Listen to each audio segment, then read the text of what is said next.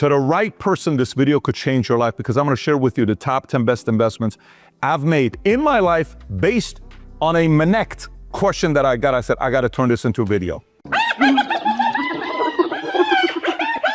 What's up, guys? Welcome back to my channel where we discuss everything personal finance and development. I'm your host, Harari Boy, and today I wanted to react to 10 Smartest Investments by Patrick Bet-David. Now, I will just say that these aren't stocks. These are essentially life multipliers. Some I agree with and some I tweak. So without further ado, let's go ahead and get into it. Let's get right into it. Number one here is people.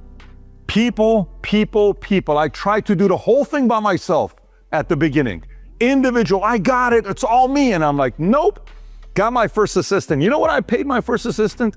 I couldn't afford to pay her anything. She was working 4 to 10 hours a week. I paid her $400 a month. But she took so much off my plate. Then I said, I need you for 20, then 40. And then I'm like, this is awesome. Then I need 2, then I need 3. At one point, building my insurance company, when we were building it, everybody would say, you know, Pat got 4 assistants. I had 4 assistants doing my legwork for me, and I was free to go recruit and build my business. Later on, Tom was the most expensive hire. I'd never hired anybody this expensive. And I sat with him, I'll never forget, where my yellow Hummer I had. He's sitting over there, we're in Encino, California. I'm negotiating his salary. I'm negotiating his comp, all the stuff we're going through. Eventually, turn off the Hummer, he agrees, comes on board.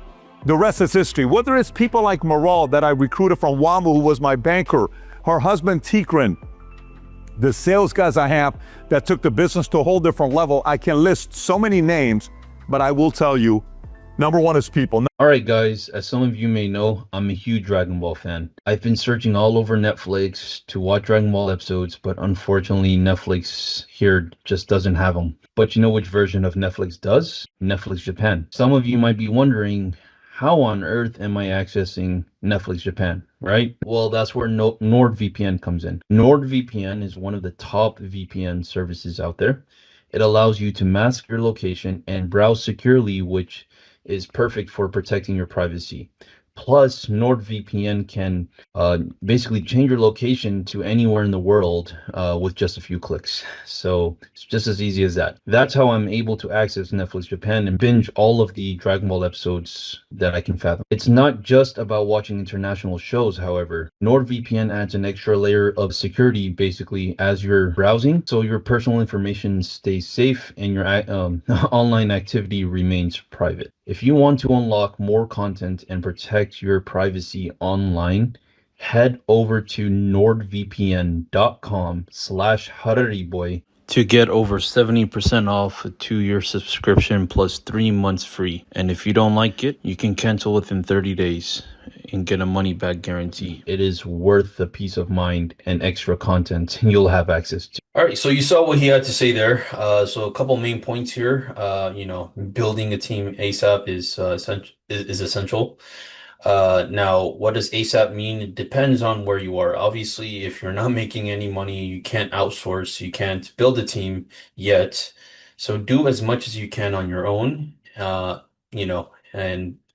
as soon as you get that leverage to, we'll talk about reinvesting in your business and things like that. But as soon as you have the money to outsource, that's definitely the first step, first direction you need to go into. So essentially, don't try to do everything yourself. He also said first, the first assistant equals leverage. Outsourcing is definitely cheaper than burnout.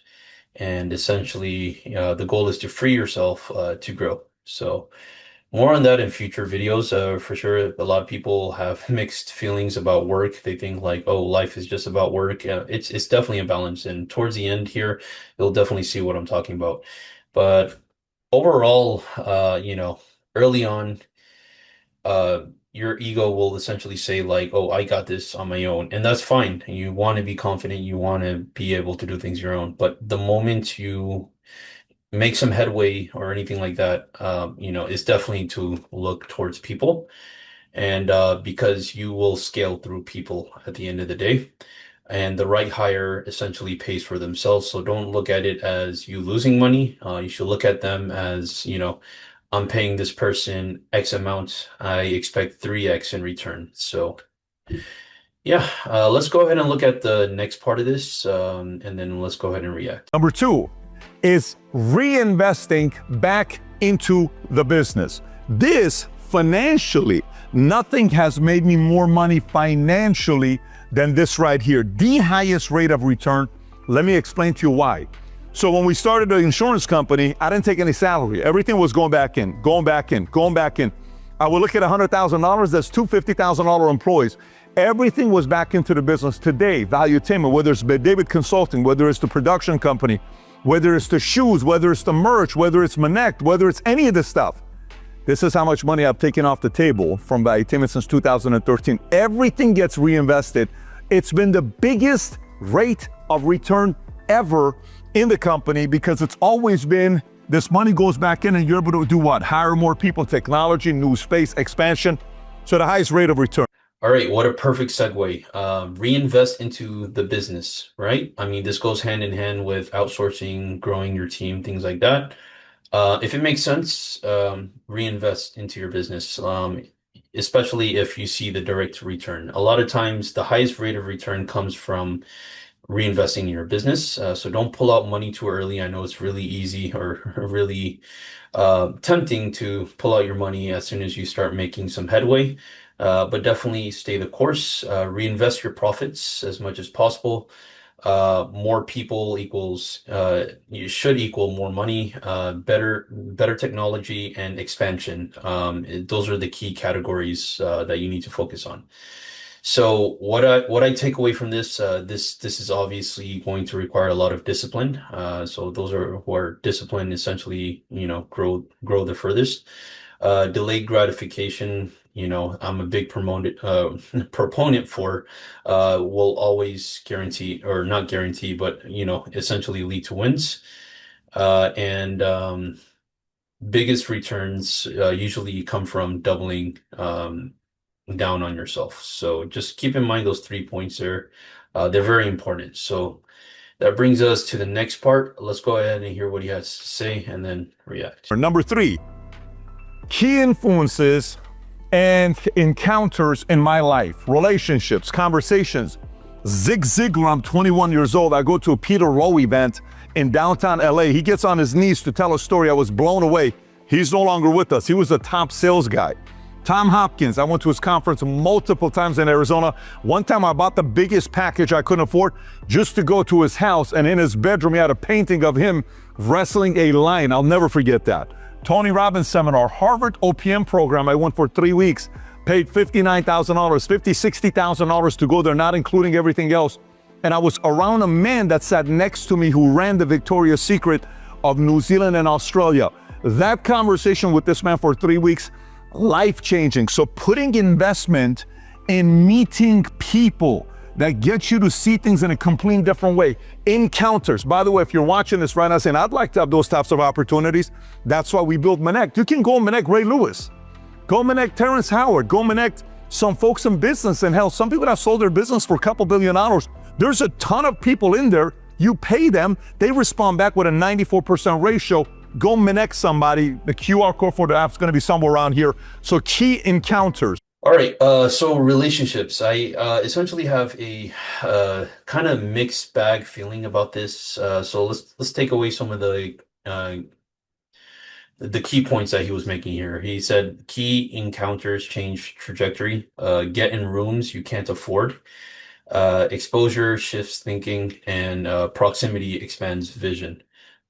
Yeah, all 4 of these points are true. However, what I disagree with is when people like to say the phrase, your network is your net worth, essentially that's an incomplete phrase. The reason why that is incomplete is because you have to make something of yourself before you even think about a network at the end of the day. I mean, what do you have to bring to the table? A lot of people think that networking is all about taking, oh, I need to meet this CEO or XYZ person in order to get to that next level. What are you bringing that CEO? Are you coming in as a consultant, or are you coming in as a beggar at the end of the day? Bring something of value, and then essentially the right people you'll definitely see start to come your way. So yeah, you must become valuable first and position yourself around higher level thinkers. The way to get this kind of exposure, let's say you've developed your skills, you've honed your business, and you've done everything you could on your own, and you're looking at that expansion phase. This is where relationships can come in handy. And how do you get into proximity with these kind of people? I will tell you, it's actually pretty simple. That whole fake it till you make it phrase has been taken out of context a lot. But it actually holds true.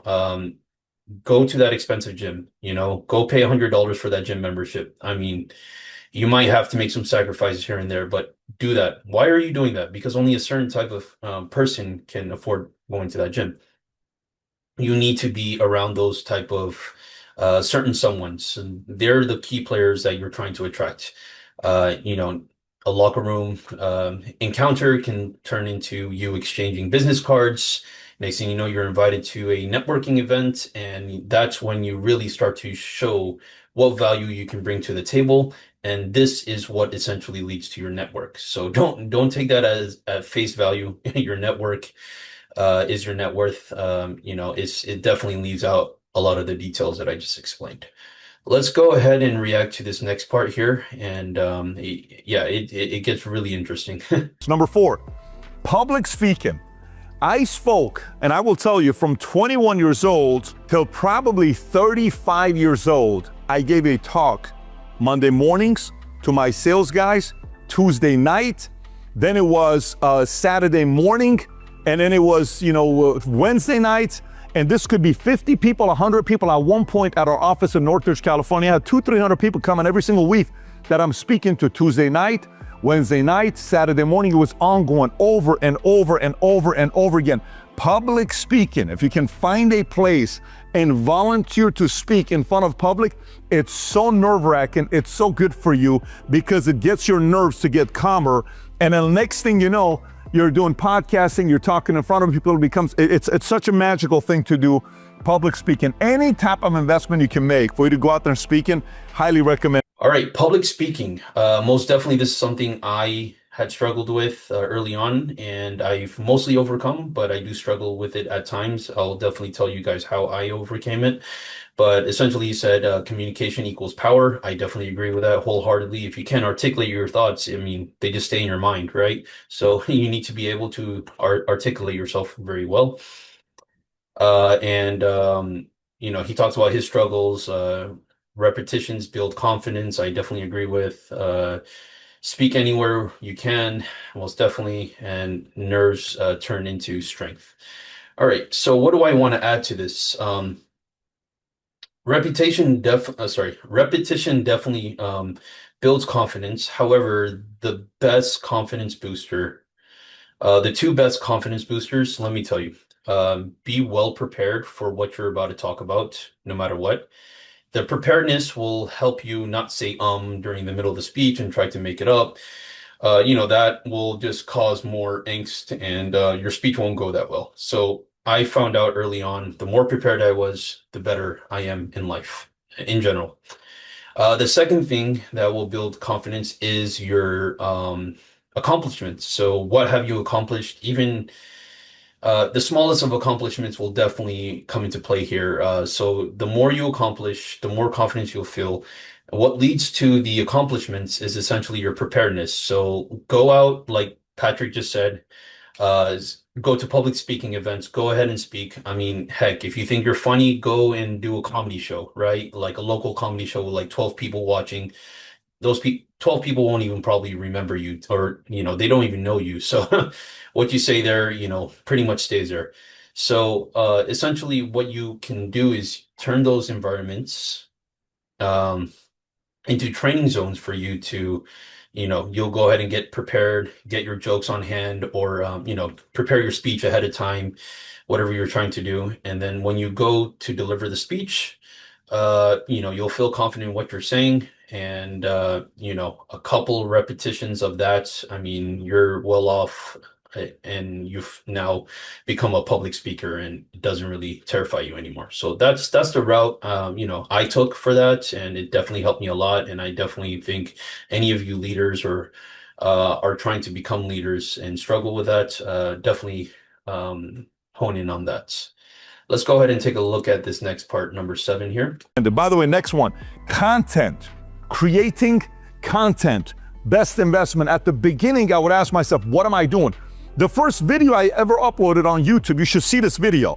I'm gonna have, making sure Henry puts it up. I'm in my pink socks. I'm sitting on my office with a Doing the Impossible shirt on in Woodland Hills, Marriott, California. I critique myself. I'm like, sit up. What are you doing? But the more of these I was doing with content, I learned how to become friends with this guy here. You know what this guy is? This is the camera. You know why? Because this is the modern day weapon. You want to make a change, you can do with this. This right here. I'm in Brazil. I sit down with a guy named Nicolas Ferreira. I had him on the podcast. Young guy. Do you know at the beginning of the year he uploaded a video? Do you know how many views the video got? It got almost 500 million views. One video. The guy's got 20 million followers. He's in his 20s. They're already calling him, he's gonna be a president. How did it happen?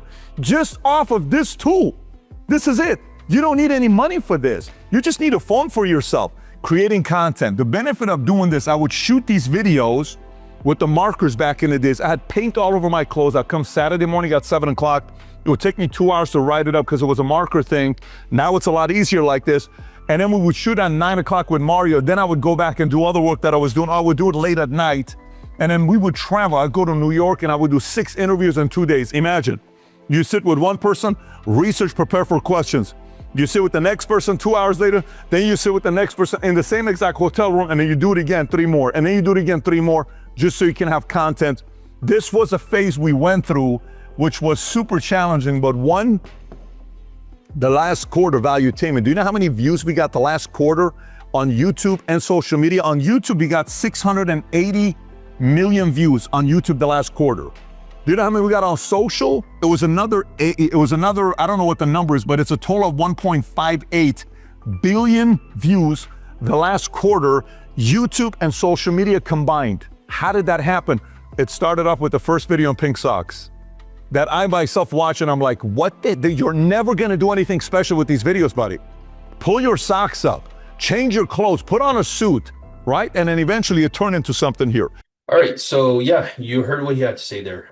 Create content. Now, this is kind of geared towards content creators, but it doesn't have to be. It can apply to anyone. If you have your own like consulting business on the side or whatever you're doing, this is where you want to essentially, put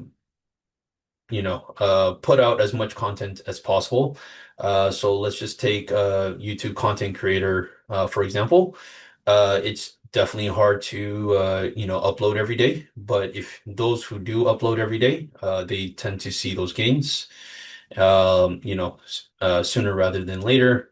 If you are selling something online, definitely sell more of it, do more outreach, whatever the case might be. I mean, even if you're doing the DMs yourself until you have your own marketing team and outsource things like that, you want to definitely work a lot in the beginning phase, so that way later on you can grow and expand and not be as hands-on from there.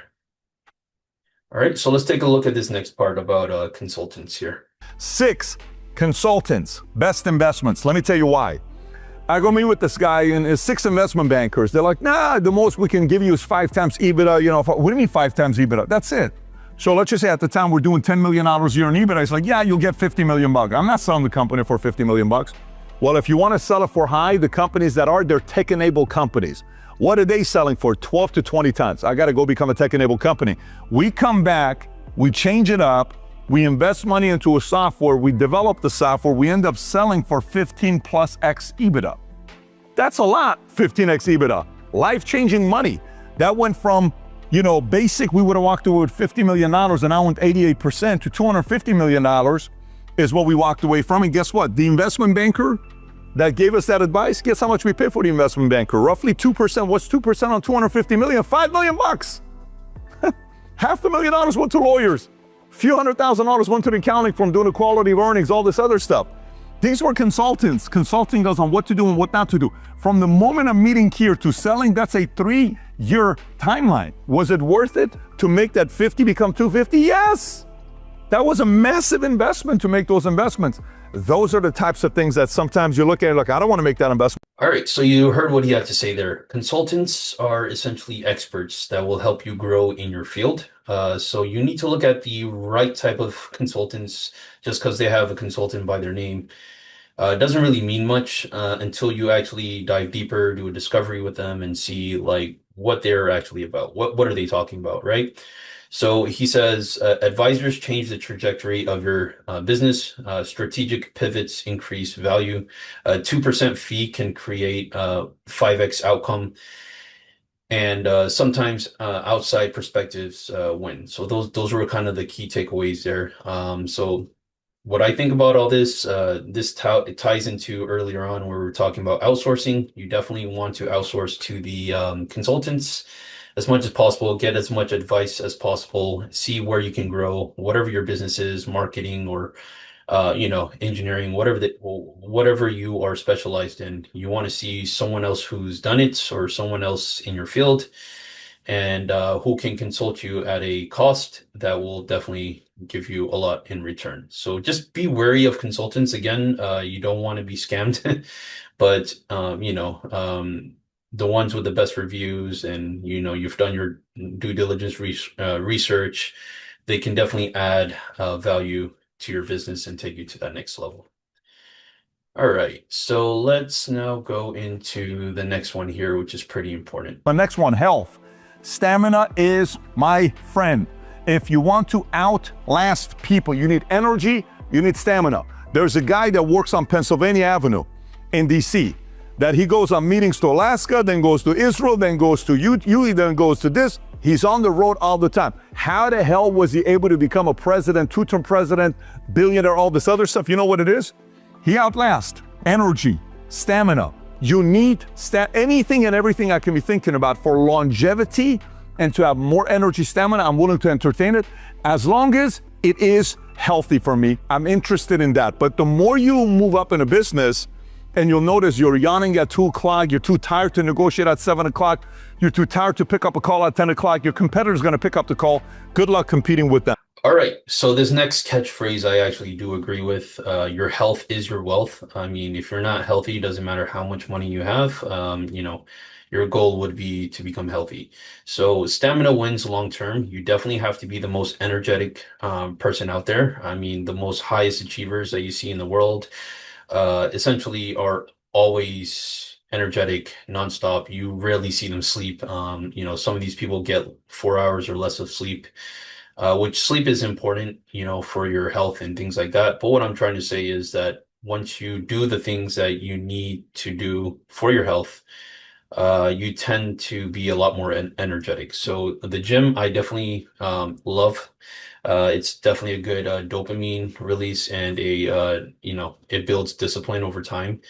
So if you're tired all the time, you'll lose the deals to the person who's not tired, like he said. And essentially, you want to outlast the competition.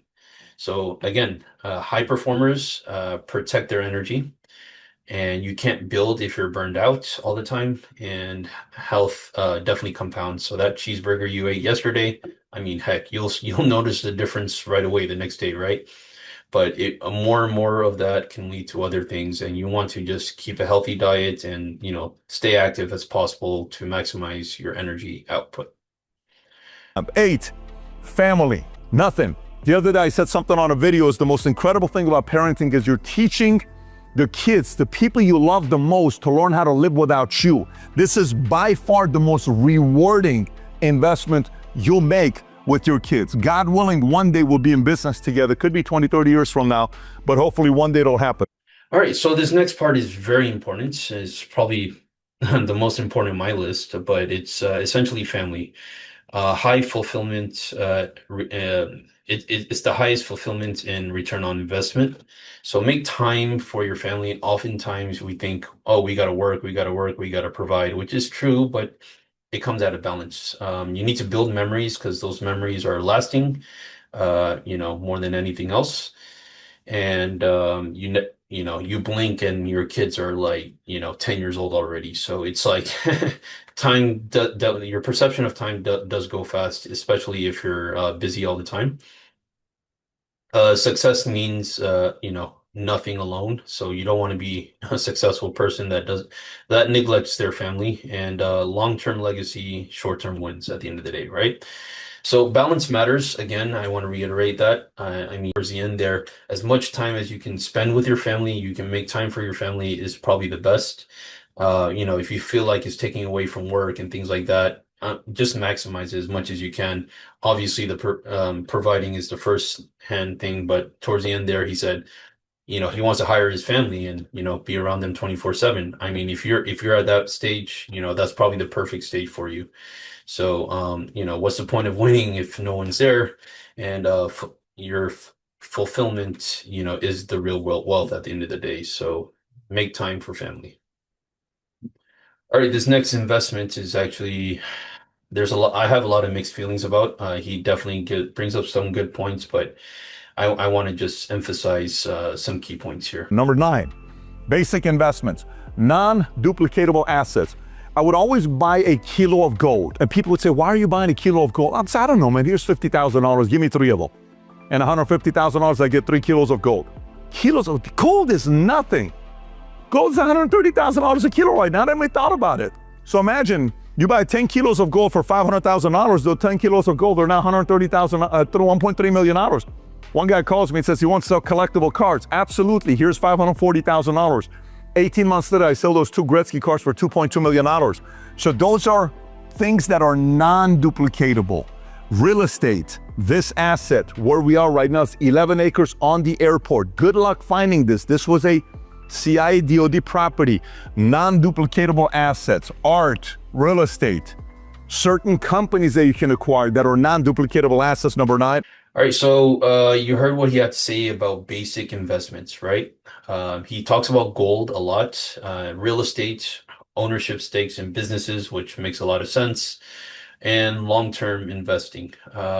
So these are very good points here, but I do want to modify it a little bit here, just because I teach you guys, the baby steps, Dave Ramsey's principles, because they work time and time again, and this is definitely the best way to become wealthy. So essentially, you start small, like $100 a month will get you millions in retirement. So invest in something safe like a Roth IRA, 401k, which nowadays are doing really well. And so just contribute $100 a month. I mean, that's essentially, pretty doable at a small scale. And then measure your assets monthly, audit yourself, and avoid risky speculation. What do I mean by that? Well, especially in today's market, before it was like, day trading, right? That was like the risk that people took.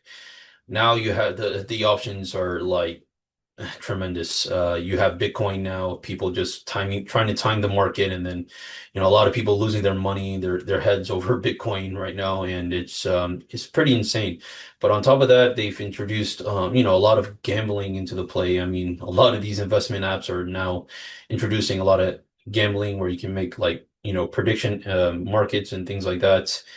They're it's Dave Ramsey had a phrase about it one time where he actually went in depth and said it's almost like a gateway or a portal into hell. So it's definitely not recommended. It's a fast way to lose your money. Yeah, some people do get lucky. Some people know, quote unquote, know what they're doing, and they make some money off of it. But it's not an overall long-term play.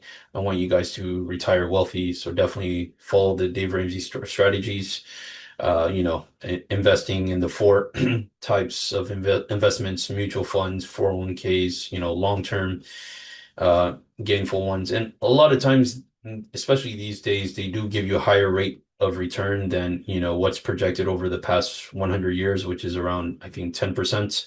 Nowadays, you're definitely doing, in most cases, you're doing well over that. I mean, just look at the S&P 500. So, I mean, these are sound investments. And gold is definitely something that you can do. Real estate, I caution. The reason why I caution is a lot of people want to go into debt for real estate. I will say that the people that did not panic during COVID, the COVID shutdowns, who had real estate were the ones who had everything paid for in cash. The ones who were struggling with their mortgages, and this is something that they don't tell you on the internet. They just make it seem like, oh, they pay the mortgage for you and you get a profit a little bit over it. You know, you never know what's to come, so it's always best to be prepared and play safe, especially when it comes to your finances. All right, so let's go over this next point and react to it. And last but not least here, before I give you a bonus one, this is me. Investing in me. This growth is exponential. There is nothing like this one in my mind, in events to build relationship, experiences, courses. Nothing has given exponential rate of return as investing into yourself.